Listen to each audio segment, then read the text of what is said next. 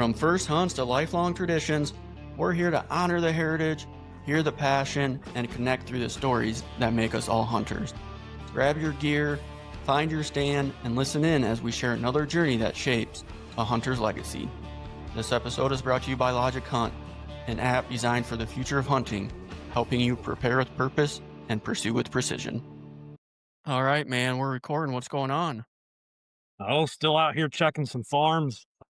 Got a lot of rain coming later tonight into tomorrow and into Monday. So trying to get as much done as I can before all that hits. What do you mean you're out checking farms? Just out checking food plots and checking some things that I need to get done. Some fall plots that I haven't planted yet. Just last minute touch ups. So you still got some food plots to plant?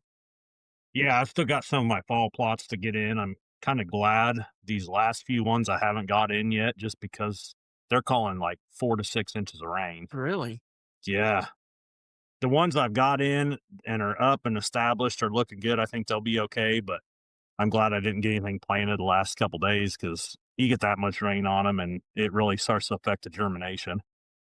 What are you planting on all your food plots? Some radishes, turnips, sugar beets.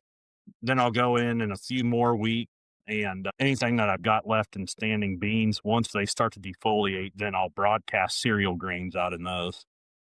I gotcha. Yeah, I planted some radishes and stuff like that, and it's kind of a weird situation. The landowner put in some soybeans without telling me, and the deer are already chewing off the tops. I've done it before, and there's nothing for deer season.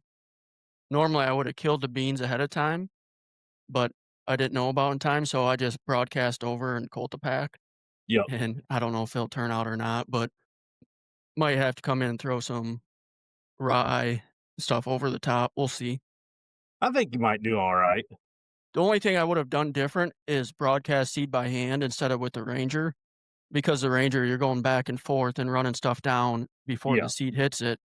If you were to do it by hand, more likely to hit to down to the base of the ground first.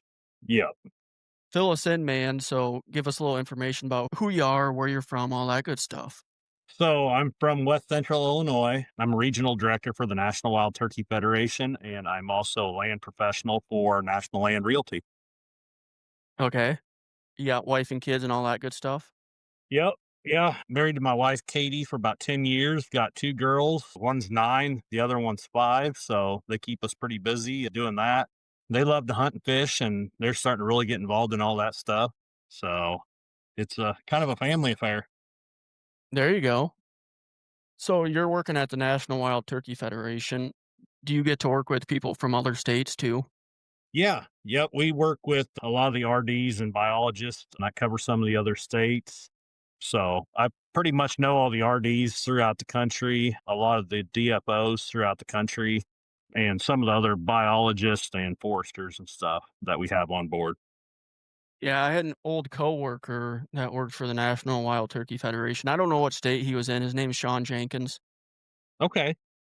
Yeah, I've heard the name. I'm not sure if he's still with us or not, but yeah, I've heard the name.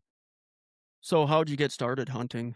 My dad was always a hunter. I grew up him teaching me, and I wanted to get started at an early age. I was just ate up with it. Ended up shooting my first turkey when I was 8. Shot my first deer with a gun when I was 9. It was a big mature deer, and then ended up shooting my first buck with a bow when I was 10. That's pretty impressive. Yeah, it's been a lot of fun. Learned a lot from him over the years, and then now I'm to the age where I can kind of draw my own conclusions on things and come up with my own ideas and theories. And between his knowledge and my knowledge, we bounce ideas off of each other on how to set farms up and what to do and how to kill some of these big deer and even turkeys. So you live pretty close to where you grew up? I still live about 15 miles from where I grew up. Still hunt a lot of the same farms that I grew up hunting. We've added a few more along the way and still adding farms. We're always trying to find big deer and get on them and get permission or lease or do whatever we got to do to get in there and to make it happen. The farm I was looking at earlier is a spot that gets overlooked a lot. I've overlooked it a lot in the past. I always keep it in the back of my mind, but my wife just happened to see a couple big bucks coming out of there the other day on her way home from work and text me about it. And that was still fresh in my mind, man. I jumped on it and got permission in there. So we're trying to make a game plan on it and hopefully get at least one of them. Do they let anybody else hunt, or is it kinda something that they keep people off and you're just trying to get in with the lease and offer them some money?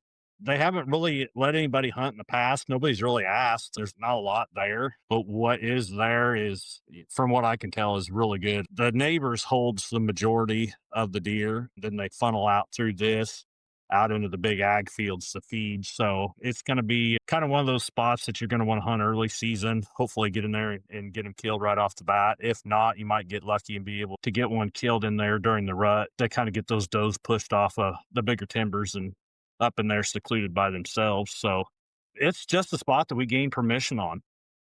So no There you leasing go. or anything like Have you that. sweet talked the landowner? Yep. And it's not too far from where I live. Growing up in this area and knowing everybody my whole life, it sure helps getting permission. Oh, absolutely. Where I live is 2 hours away from where I grew up, and I still hunt back home, and it's a lot easier to get permission back home than it is around here. Absolutely. Does being in the land sales business, does that help you out quite a bit? It does, especially if you can run into some investors that are just looking to dump some money into an investment property. A lot of times, if you've got the right connections and they're not already involved with somebody that hunts or anything like that, a lot of times you can either get permission to hunt those farms or you can even lock them in for a lease. We've even had the opportunity to get permission to hunt farms that we've actually got under a listing agreement. So until it goes under contract for being sold, we've had permission to hunt them. So it can sometimes work out to be a feather in your hat, that's for sure. Yeah, quite a bit. With some of those guys that do whitetail properties and stuff like that, they get on some pretty good ground. Oh, for sure. So how'd you get into the land realty? I had a buddy, Brandon Jennings, that used to be a Drury Outdoors. He reached out to me when he started getting into it and thought it might be something I'd be interested in. And Brandon's actually got his own show now with Sean Lundy and John Odell called Stomping Grounds. Brandon reached out to me. He's like, "Hey, man, I'm getting into real estate. I think it's something you'd be good at. If you're interested, let me know." And I kind of jumped in with both feet. Boy, it took off and best decision I ever made. Between being able to do that and the National Wild Turkey Federation, you can kind of create your own schedule and have some time freed up to get in a tree when you need to be. How long did it take for your business to get established? I've kinda thought about it. Do some of these companies kinda help you get started in sense you jump in, you're not gonna have the connection, so it's gonna be harder to get properties lined up for sale? Is it just right off the bat 100% commission based, or do they kinda get you started, and then once you get a year in, you're kinda on your own? How's that work? So it's all commission based. So what I would tell anybody that's looking to get into the real estate side of things is really study the company, maybe talk to some agents that are with the company, see what they offer, see how they do things. Fortunately, with National Land, it's still 100% commission based, but they do kind of give you a little bit of a jump start to get your name out there. So every month you can have our GIS team do a search on what you're looking for. You might be looking for Lee County, Iowa, or something like that. 85% tillable ground, Lee County, Iowa tracks that are ranging in size from 60 acres to 120 acres. And our GIS team will actually pull that mailing list and we can send out buyer letters to those landowners that meet that criteria. So they do Say that. that again. So this is kinda to find land that could be for sale or potential Yeah. buyers? Yep. Potential sellers. We call them buyer letters. Okay. And we send those out, especially once you get a growing list of people that are actively looking to buy. It's really a feather in your hat because if you've got a buyer that is looking for a piece of land in a certain area, man, you can really drill down on exactly what they're looking for and send out those letters. But I do it as a cold calling technique a lot too. If I've got an area that I'm wanting to work a little harder than others, or I know it's maybe getting overlooked by other real estate companies, I'll actually use that to my advantage and just send out letters that are kind of feelers, seeing if anybody's looking to sell. And then I eventually follow those up with a ringless voicemail about a month to 45 days later, just kind of let them know, like, hey, I'm still interested in representing you. A lot of times they'll get that mailer in the mail and they'll just pitch it right in the trash. But if you get that voicemail out to them, they're like, man, I don't even remember getting a letter from you, or I threw it right in the trash. And then now you've got them on the phone and you can actually have that conversation with them.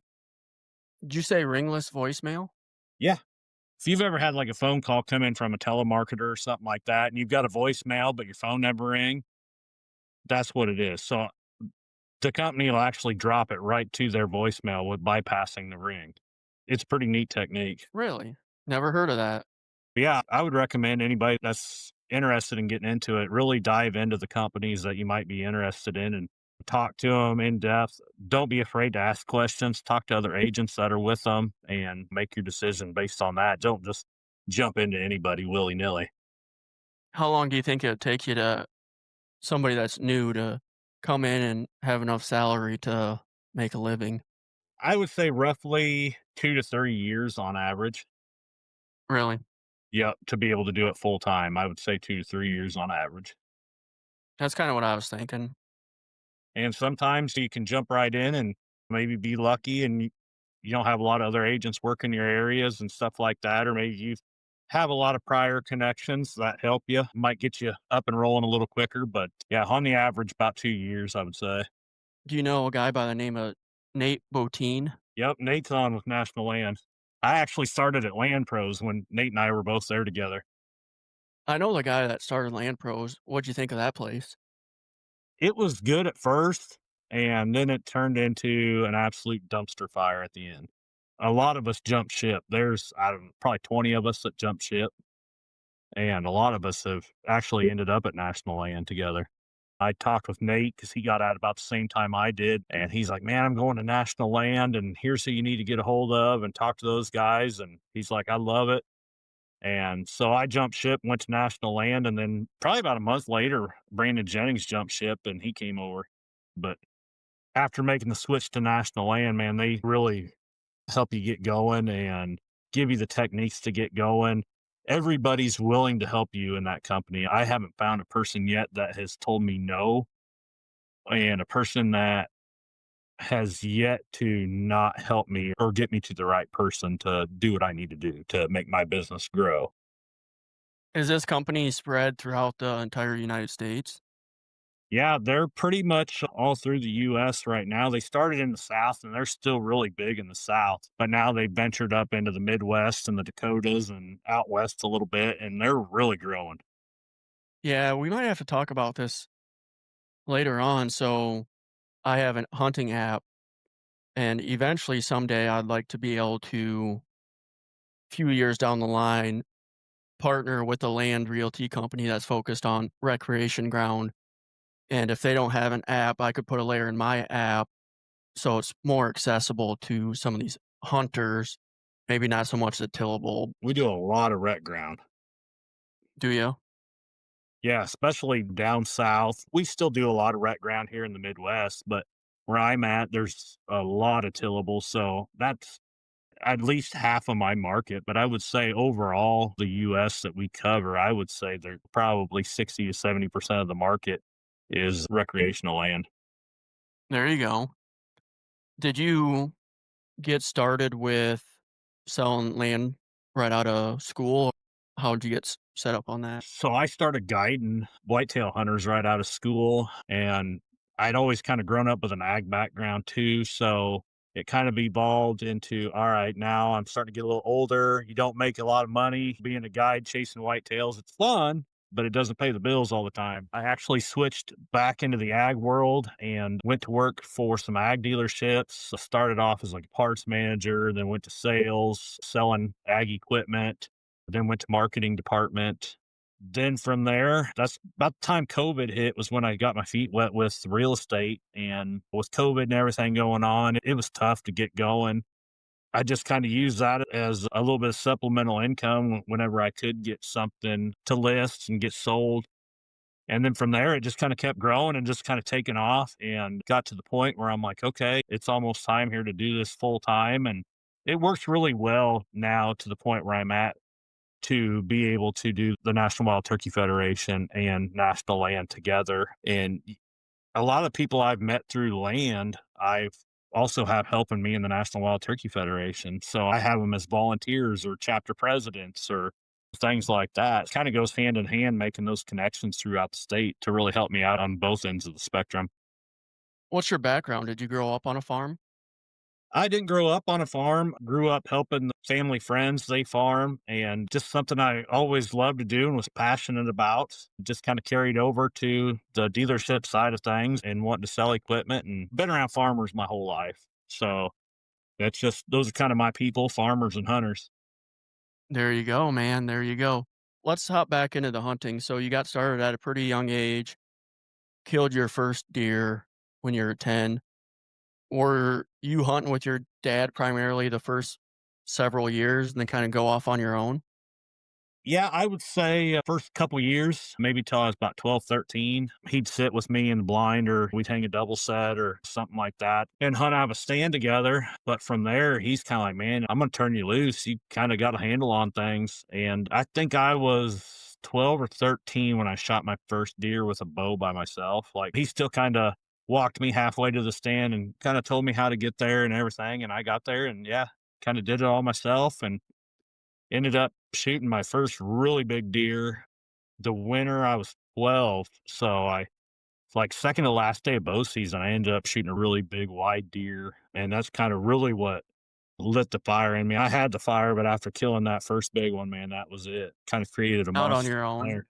Yeah, man, it was exciting for sure. Sounds like it. Then, so how old were you when you shot your first deer by yourself out in the tree stand by yourself? Probably 12 or 13. That's pretty impressive. And I remember after that coming home and getting off the school bus and getting on the four wheeler and riding down the road. There's a few draws around where I grew up. They're not too far from the house, and I'd get on the four wheeler and get off the bus about 3:30, jump on the four wheeler, grab my stuff, and head to the stand. And man, I don't know how many deer I shot doing that between the time I shot my first one by myself until the time I could drive. Every day I could, I was getting off the bus and getting on the four wheeler and headed out and hunting and kind of making my way in the world. What part of Illinois are you in? I'm in West Central Illinois, so I'm not far from Burlington, Iowa. I'm about half an hour east of Burlington, Iowa. So you're still kind of on the river basin?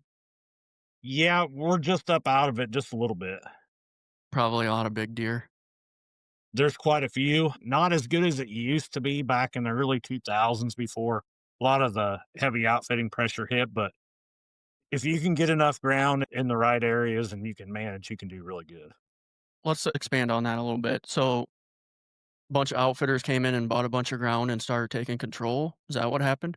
They bought some of it, but mainly they just came in guns blazing and just leasing up everything they could. At that time, they weren't getting a lot of money for hunts. It was tough for them to make a living doing it. So they were burning out a lot of farms by running tons of hunters on them, killing every 130, 140-inch buck that walked by. It put the hurting on us for a long time. And now we're finally starting to get some of them weeded out and we're starting to get our bucks back now. Yeah, as a landowner, I don't know how I'd feel about that. I know money's money, but if you're leasing out ground to somebody that's just gonna bring on a ton of people to hunt, I don't know how I'd feel about that. Yeah, it's got a pretty bad rap around our area with a lot of landowners and a lot of hunters in general. There's a lot of people I know that lost everything they had to hunt and now they don't even hunt anymore. And it's taken a lot of fun out of it, but I wasn't going to allow it to deter me from doing what I loved. So any way I could do it and scrape places to hunt together, I was going to do it. Are these outfitters still in business? A few of them are, but the majority of them, they've made their exit out of Illinois. And So a these lot of guys them weren't were even non-resident outfitters. I was gonna just ask if they're non-locals doing that. Yeah, I would say 50 to 60% of them were non-residents. Sounds pretty sketchy, man. Oh, yeah, it was. There was a lot of landowners that were getting burned on getting their lease money, and some of them kinda got run out of the countryside. Really? Yeah, there's still a lot of bad blood in some areas. I wonder how many states these outfitters you're talking about are in. At that time, primarily Illinois, there was a couple of them that were doing a couple other states. Not sure if they're still up and running in those states or not, but as of right now, they don't have too many connections left in Illinois after doing what they did. Everything will come back, man. Yeah, it sure does. Good. I'm glad those guys are getting run out of the countryside.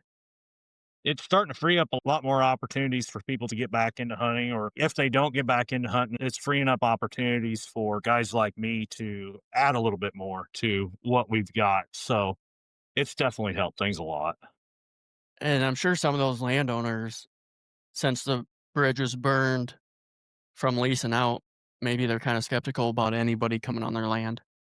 Yeah, there is some that are pretty skeptical about anybody. Then there's some that kind of just went back to the good old boys club, like, hey, you come ask me permission, or you ask permission and help on the farm, or do things like that. Give a hand when we need you. Some of it's kind of gone back to that. So, I mean, I can see the skepticism in the people that got burnt, but we're not all like that. Hopefully, they come around. Do you think that was the main influence of from what I've heard, the size of deer in Illinois had gone down in the past 20 years. Do you think that's one of the main reasons why, or is it like the DNR? I think it's a combination of things. Honestly, think outfitting was a lot of it. You have these guys come in that aren't used to seeing big deer, and they see a 130, 140-inch 3-year-old, and they're going to hammer it every time. And I don't blame them. I'm not seeing deer like that. It's hard to manage a herd when you do that. I definitely think DNR plays a big role in that, just by pretty much having it a free for all for over the counter archery tags. That's really hurt us. And then we've had a couple bad rounds of EHD. So I think it's kind of a culmination of all of that. It's just kind of a perfect storm. And I feel like we bounce back quicker from the EHD than we do the over harvesting of 3-year-old bucks and just the oversale of tags. I think that's been the biggest concern on it. Do you think that's gonna change the over-the-counter archery tags? Honestly, no, in Illinois, I don't think it ever will. If Illinois could manage deer like Iowa, Illinois and Iowa would be just absolutely absurd. I think there's room for improvement in Iowa as well. Yes, How many bucks can you kill in Illinois? we can kill 2 as a resident. As a non-resident, you can also kill 2, but I believe you have to shoot 1 with a bow, 1 with a gun. Here, we can actually shoot both with a bow if we choose. But what about gun? Can you shoot 2 with gun? Yeah, you can shoot 2 with gun. You could have 2 firearm tags, or you can have a muzzleloader and a firearm tag and do it that way. In Iowa, you can only shoot 1 with a gun, but you could also shoot an additional with a bow, or you could shoot 2 with a bow. And if you're a landowner, you can shoot 3. Gotcha. I'd like to see Iowa switch to a 1 buck state. Sure. Yeah, I think a lot of these states that have, been hit with EHD pretty frequently and some other mismanagement things, I think they should go to a 1 buck state.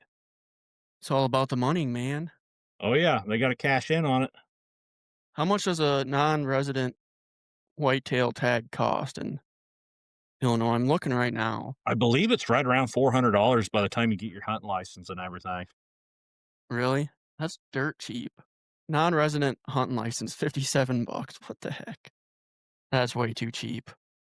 What do they call the tags? Just tags or permits or what? Like non-resident archery permit That plus a license is all you need. and a habitat stamp. So I think you've got $5 in the habitat stamp, 55, 57 in the hunting license, and around 300, 350 in the actual permit itself. So you're right around that 385, $400 mark. I'm looking, it says non-residents deer muzzleloader OTC over-the-counter county permit antlerless.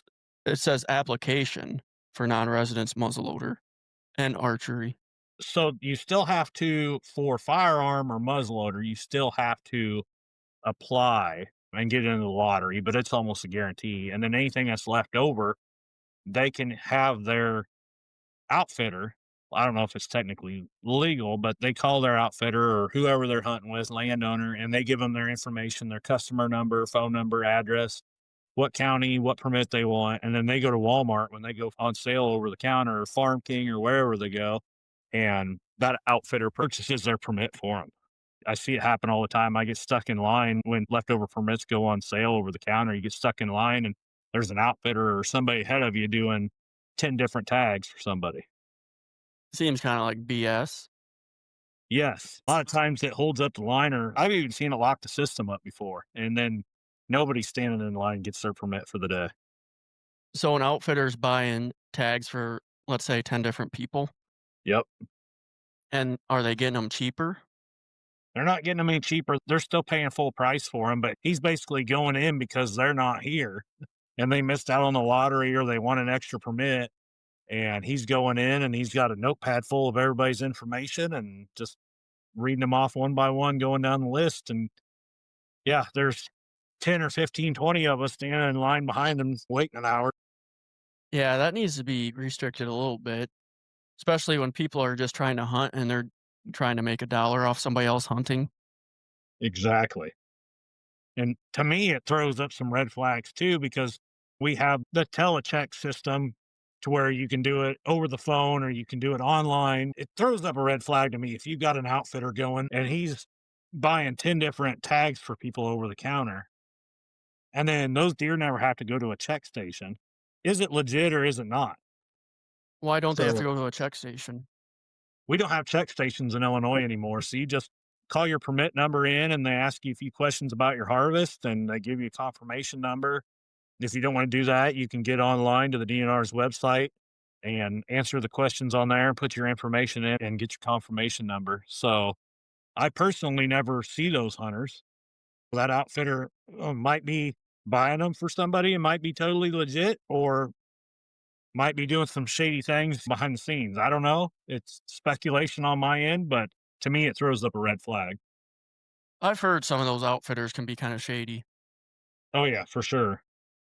Yeah, non-residents combo archery permit, $410. What does ES and AO stand for? Either sex and antlerless only. Okay. Fancy terminology, man. If you could change anything with the rules that are in Illinois in terms of hunting, what would you change? I would change the permit system.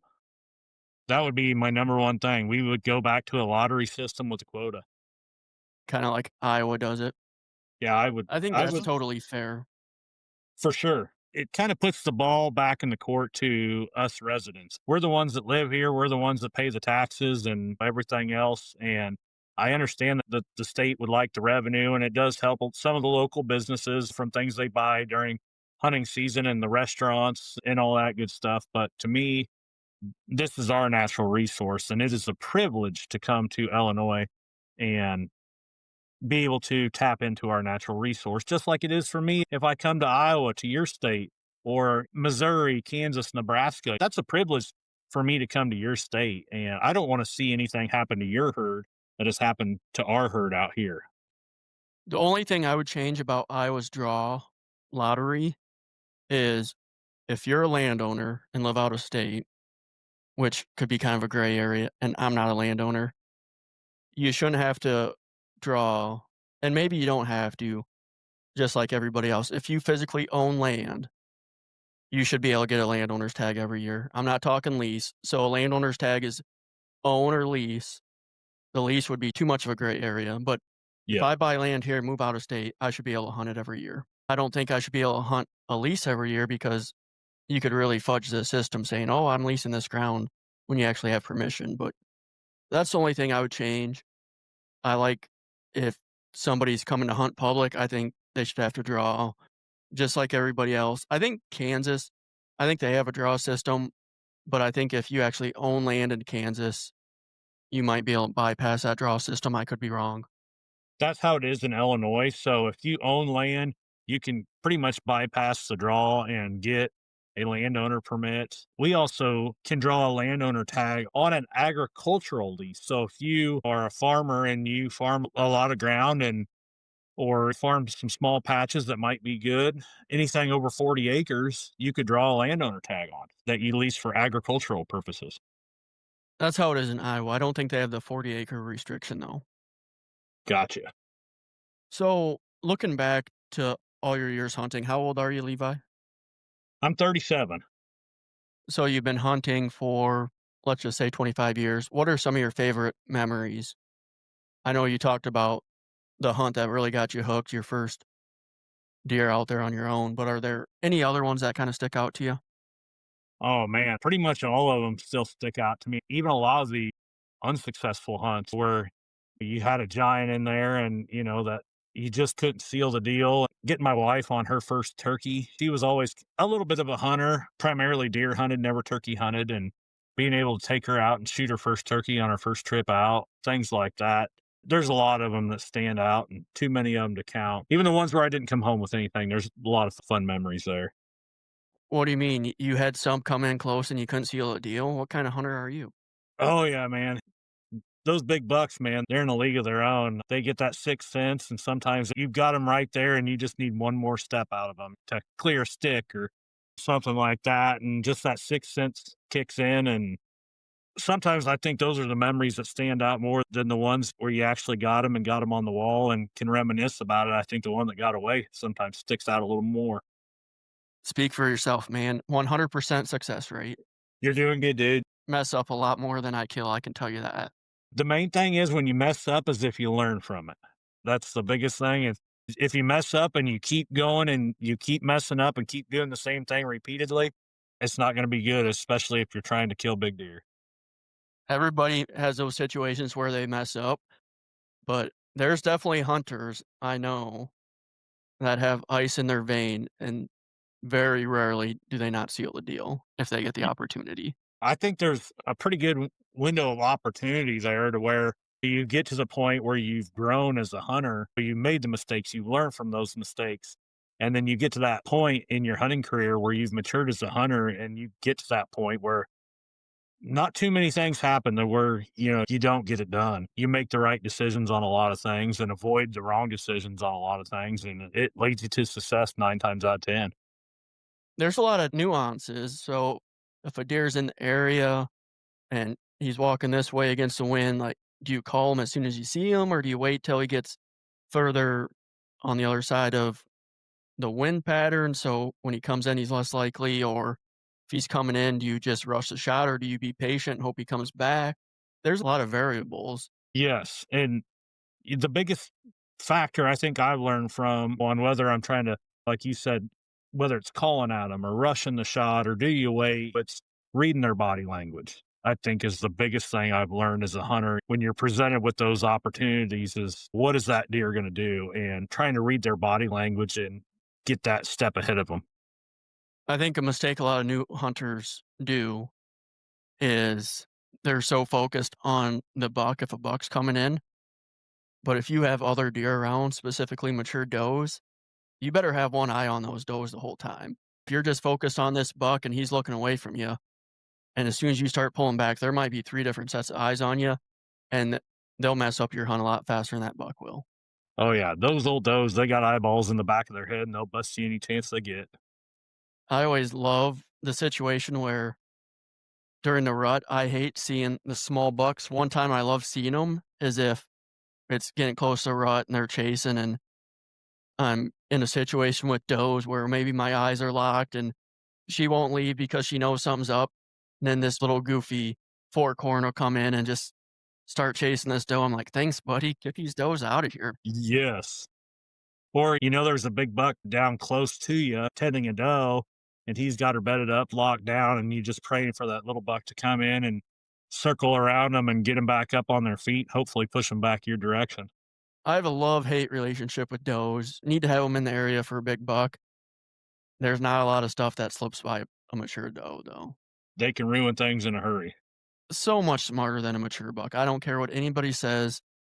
You can fool an 8-year-old buck way easier than mature doe because they've always had to look over their young.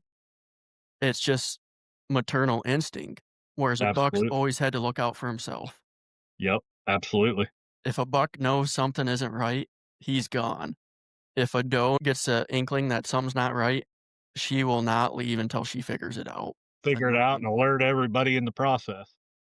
They're so smart. You'll make the slightest movement, turn your head a little bit, and she'll look up at you, and you might be perfectly still, downwind from her, and she will just sit there trying to figure it out.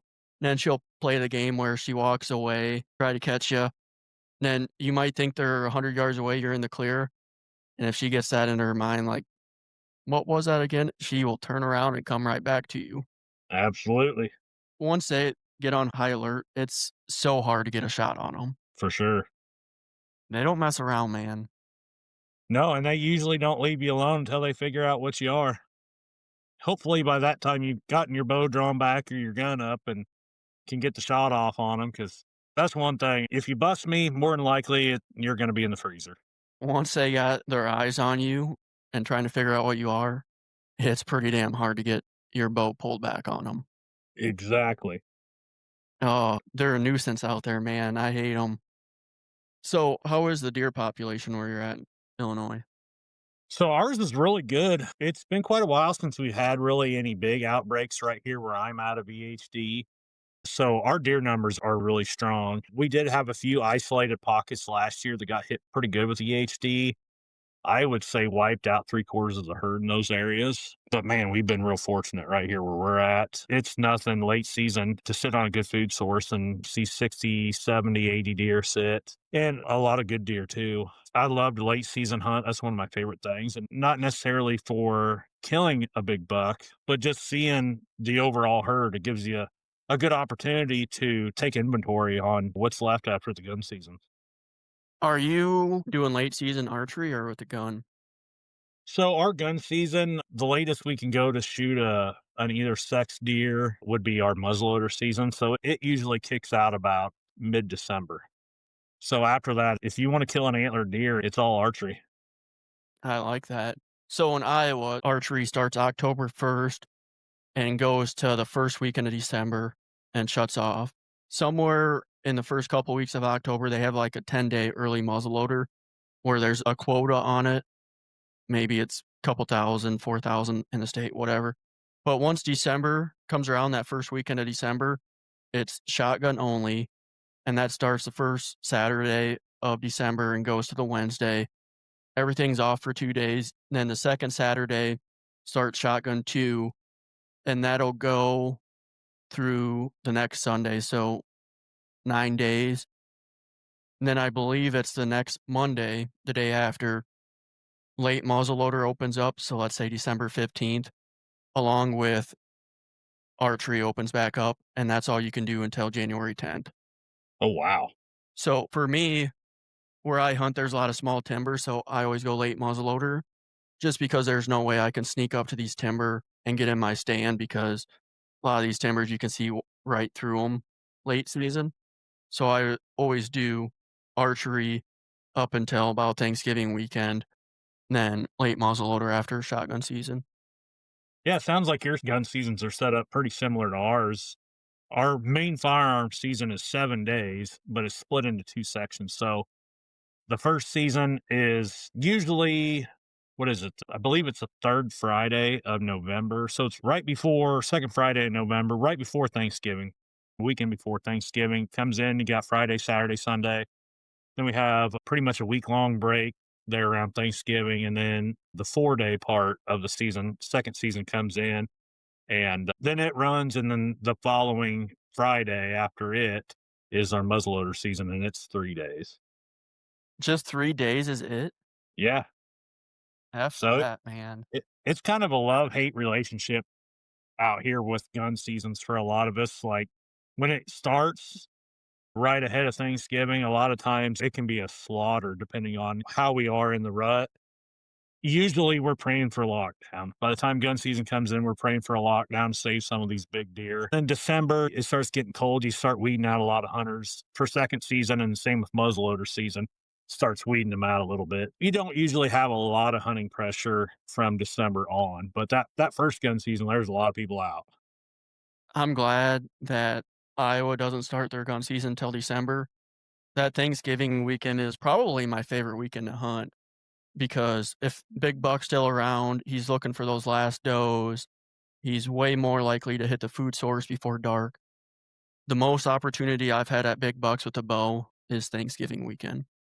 And I've heard that from a lot of Iowa hunters. I would rather hunt that than peak rut.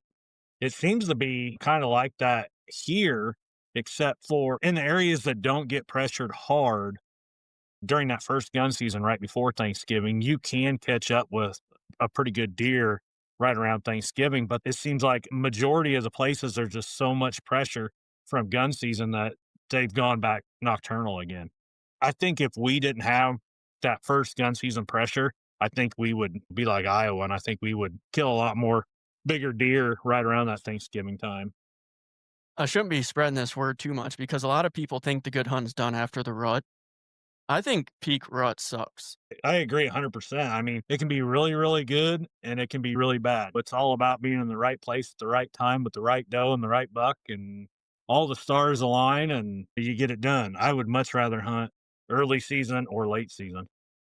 When I started hunting, we're about the same age. I think you're a year older. I started around 14. If I look at how bucks acted in the rut then compared to now, 100% completely different. They've evolved so much in 20 years where the whole tagline of a buck completely drops his guard during the rut was probably pretty true back then. It ain't the case anymore. A lot of these bigger bucks are still nocturnal during the rut. They don't want to leave the timber during the rut. Back when I started hunting, they'd bed down with does in the wide open and road ditches. They'd be Yep. out chasing in the middle of the day across open fields. You don't see that anymore. It is the exact same here. I think Calls they don't work the same. I think they've evolved from all the hunting pressure, unfortunately, and a lot of the commercialization of the hunting, I think, has led to it. You have more hunters out there, I think, now than ever, especially bow hunters, and they're not as experienced. Everybody's got a rattling antlers or a rattling bag with them and a grunt call and a snort wheeze, and they're throwing everything but the kitchen sink at them. And you do that too many times, and it doesn't take long to educate those deer. And that evolves and just snowballs over 20 years. I carry a grunt call and rattling antlers with me. During peak rut, if I sit out 7 days, and if I were to sit out full days, which I don't, maybe once a day, maybe. I try to reserve them if I have a buck that's in a distance. The only time I will rattle is if I see them busting a scrape or something or by himself. Yep. If it's on either side of the rut and they're working a scrape, every time you grunt or rattle, they'll come right to you. But the worst thing you can do is if they're with a doe man, if you think you're gonna grunt them away from that doe, not gonna happen. No, They're not gonna at go the all. opposite direction. Man, it's just so much different than it was 10 years ago, just how bucks act during the rut and how they find does and where they bed down with does.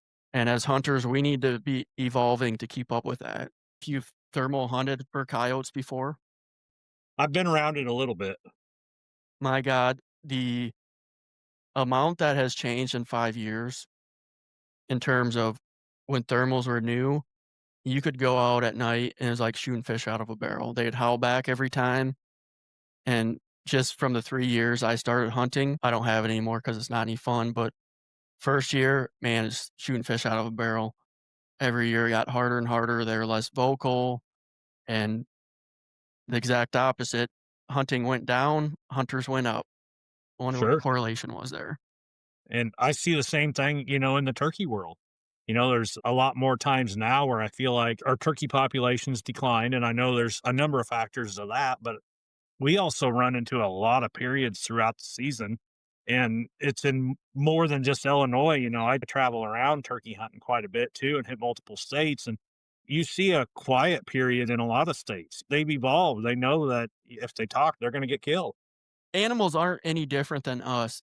If people are walking down the street and the scenery looks like whatever and they get robbed a couple times, they're gonna learn pretty quick that they're not supposed to go in areas like that, and it kinda spreads. It's no different for animals. They're not Exactly. stupid, you're in their house.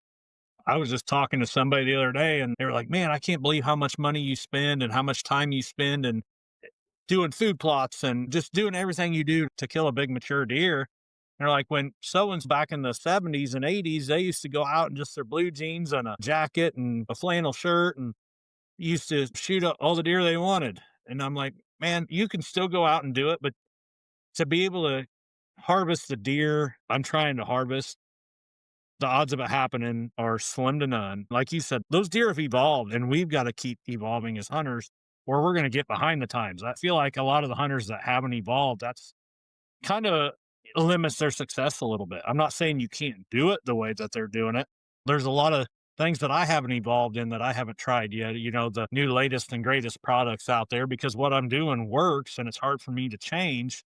But I think if we don't evolve from that 1970s thinking to 2025 thinking, I think it's going to limit you as a hunter, especially, if you're trying to kill a big mature deer. What kind of tree stand setup do you have? We hunt out of a variety of things. We've got some two-man ladder stands. We've got regular ladder stands, lock-ons, some tower blinds, ground blinds, whatever we got to do, hay bale blinds, whatever we got to do to get it done, we do. Climbers, we still do that a little bit, kind of getting into the saddle thing. Whatever I got to do to get into an area. I'm kind of a lazy hunter, but I live 2 hours away from where I hunt, so I have fixed tree stands. They're hang-on, so you can kinda hide them a little bit. I think there's a lot to be said about these saddle hunters because you're never in the same tree. Exactly. It's hard for a deer to figure out where you are. If you have fixed ladder stands or even hang-on stands, they know exactly where those tree stands are. Oh, for sure. And if you're using those same entry and exit routes every time, I try to switch it up, especially if I've got a stand location or something that I can hunt with a couple different wind directions.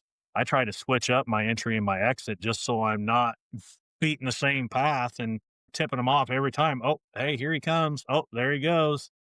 So if you have the opportunity to switch that up, I think that helps your case on those deer learning your stand locations. The one exception to the rule of busting a buck to when you're walking in, I think, is during the rut, just because they're moving and covering so much area where you bust them when they come in. It's not like they're gonna run 10 miles away. I don't think it's that big of a deal during the rut. No. And sometimes that's my own worst enemy. Sometimes I take it to the extreme and I don't crash in as hard as I should. Sometimes I think it hurts me, but with the pressure we've got around here, especially the outfitting pressure, it's a risk I'm willing to take just so I don't push him onto somebody else. So Yeah, it all just depends on how big your property is. yeah, I'm not he saying you should just walk out there stomping your feet or whatever, but if you sleep in, for example, during peak rut, it's still worth going out an hour after sunrise. oh, absolutely. They could be there 1 minute and 10 minutes later be 2 miles away. Especially sounds like your area is kind of similar to ours where we have a lot of smaller wood lots and tillable ground and stuff like that. So if those deer, if it's not a real cold morning that's forced those deer to maybe go back to bed a little earlier, they're still out in those food sources. You are actually better off going in slightly after daylight so you're not running those deer off the field. And same works with coming out at night, especially late season. I get on a food source and I've got 50, 60, 70 deer around me. And it's like, okay, now how do I get out of here? So usually call my dad or call my wife and, hey, bring the truck in here. And I'd much rather push them off the field with the truck or the Ranger or tractor than spook them on foot. So, I used to do that, and my dad and brother, they kinda got sick of helping me out and don't like taking time out, and sometimes you just gotta get out of the stand and just hope one sees you and spook one deer, and then the other deer see that deer on high alert, and they're focused on that deer, maybe not you getting out. You can do that on a late season muzzleloader hunt for 10 days, and the deer still come back every single day, same bucks. yeah. Now every buck's a little bit different, they're like dogs, they all have their different personalities, but I think it takes more than what people think to scare a buck off your property permanently. Is it worth the risk of trying? Probably not, but it takes a lot more to scare a buck to move 3 miles away than what you think. And especially if you're hunting the same farms year after year, some of these deer, if you start watching them as a 2-year old or a 3-year old, you kind of get to know them a little bit, know that personality, and kind of get to know what you can and can't get away with. Some deer are like, oh, I bumped him and man, I haven't seen him in 3 weeks. Where'd he go? And then you got another deer that you bumped him and he shows up the next day. So I think, like you said, it's just like us. Everybody's different and you get to know the personality of those deer and you know what you can and can't get away with them.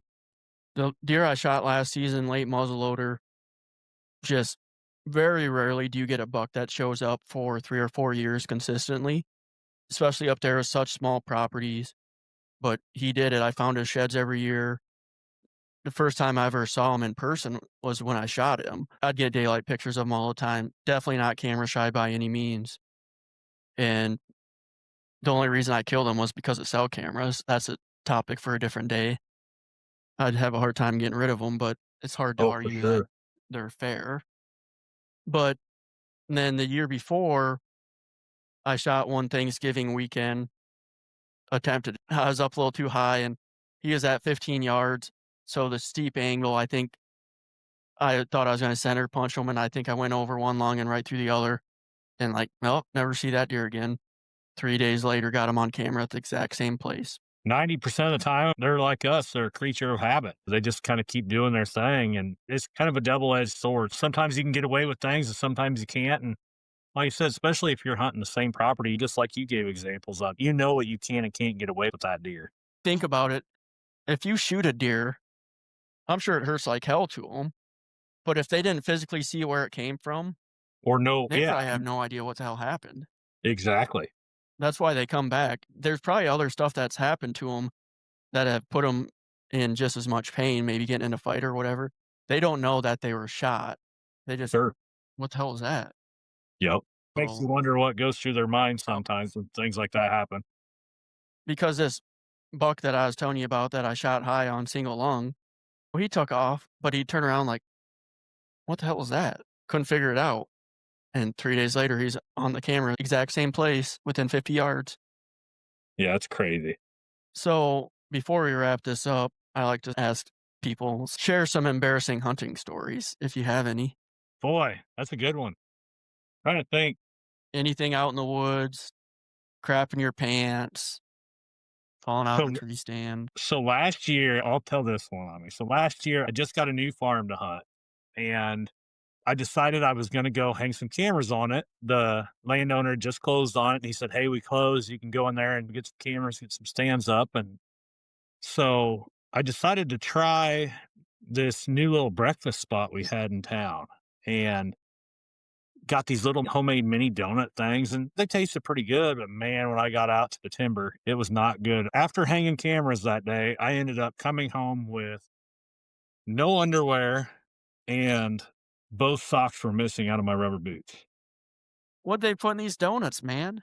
I have no idea. I don't know if they put X-Lax in them or what the deal was, but needless to say, I scented up my brand new farm and came home with a lot less articles of clothing. Sometimes you just gotta risk it for the biscuit, man.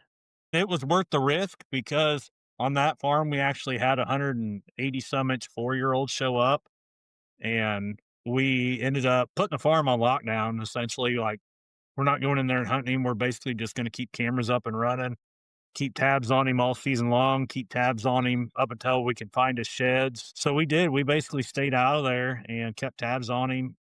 He's still alive. For some reason, I did not find his sheds. This story's incredible. I've documented it. I started documenting it last year when I started getting him on camera. Then all the work that went into keeping him alive and trying to find his sheds and not finding his sheds. And now we're leading into this season. We've laid an eyeball on him once. He is absolutely gigantic. We ended up naming him Mel for one, because he showed up on October 29th. So that was the day Mel Johnson killed the new world record in 1965. And he also has a frame like Mel Johnson's typical record. So that's why we came up with the name Mel on him. And yeah, man, it's going to be exciting. That's the one deer I'm hunting this year. Like, I don't care if I hunt any other deer anywhere else. That's the only deer I'm really hunting. So was this a property you picked up because you saw this buck or he just happened to show up on your property? He just happened to show up. This farm's in a good area, but I didn't really know he was there or anything like that. I just know it grows some good deer in that area. And I actually didn't even know he was there at first. I went in and hung those cameras and hung a couple sets when I was in there and immediately started getting a big, I would say probably low 70s 14 pointer on camera. He was like 8 on one side, 6 on the other. Good mass, just really nice deer. And instantly, when I started getting pictures of that deer, he showed up and he's daylighting and he's doing it like every day. And I'm like, okay, I want to get in there now, but I'm like, it's hot, it's down in the bottom. The winds aren't going to be steady. I don't trust the swirling winds down that bottom. So a couple days later, we had a cold front coming. The wind was supposed to be pretty steady out of the west at like 25 miles an hour. So I went in there after him and I should have killed him that first sit. He didn't quite do what he did pretty much every day. I knew where he was bedding. I knew he was slipping through the corn into this corner. And normally he would make the scrape in the corner at the camera and then come back into the timber in this little narrow strip of timber between these two fields. He just kind of kept just working back around in this corner, just kind of back and forth. It was really weird. Like he never knew I was there, never smelled me or anything, but he just was checking more things out than normal, and he was rubbing on trees, and it was just really odd behavior from what I'd been seeing him doing on the cameras. So I had him in bow range at like 36, 37 yards for about 45 minutes. I couldn't get an arrow into him just because he wouldn't turn broadside. But then right after that was when I started getting the pictures of Mel, and then that's when we put the farm on lockdown, and we weren't even going in there after a different 170-inch deer. We did not want to do anything to booger that deer off there because it's a small farm. There's a lot of pressure around, and man, he just did his thing there. And we put up more and more cameras. I think I ended up having a camera like every 6 or 7 acres, maybe even a little less. And he just started popping up everywhere on camera and started daylighting. It was just crazy how much history we had made with this deer in 2 to 3 months. And it's almost to the part now where we know so much about him and have had so much history with him in such a short amount of time. Like, it's just crazy. Like, he's almost like a family member at this point. Like, I've never had this much documentation with a deer in my life. So when you put the farm on lockdown, were you talking about last year? Or Last year, he was a 4-year-old. We were pretty sure last year just by looking at him. We were hoping he would make a big jump this year. We were hoping that we would have a good growing season this year. You know, it wouldn't be a drought year. We'd have plenty of rain. And so far, we've had an abundance of rain. Everything's doing really good, and when we laid an eyeball on him, dude, he's big, real big. He was big last year, but mind-blowing big. I've heard the size of deer is gonna be pretty good this year, like you said, with all the rain and everything. Yeah, I've heard that a lot throughout the Midwest where everybody's been getting the rains, that it's been a really good growing season. And Need to get my cameras out. I stuck one Tacticam on. And like I said, I'm 2 hours away. I got home pending camera check-in. Why is this taking so long? Here we are 7 days later, pending camera check-in. Like, my god, I sure hope I didn't forget to turn it on, but that's annoying because I was excited to get some pictures. You still there? dude, my phone just died out of nowhere, just died. I think sometimes I've heard running the recording through the phone like this will heat up your phone. Gotcha. So this deer's just a giant this year, huh?